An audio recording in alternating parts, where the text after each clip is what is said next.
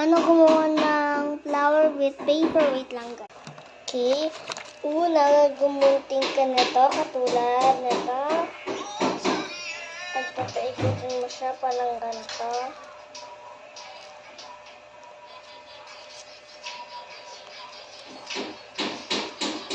Yan po, kahit anong itsura, basta po, pwede huwag gayahin or gayahin.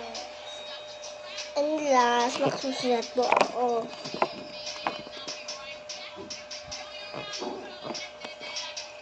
Lang guys ha.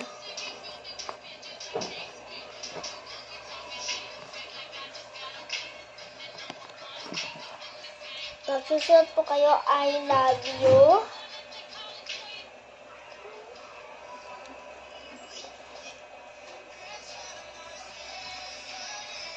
And maggugunting tayo katulad na to. Papakita ko sa inyo, pero gagawin ko muna siya.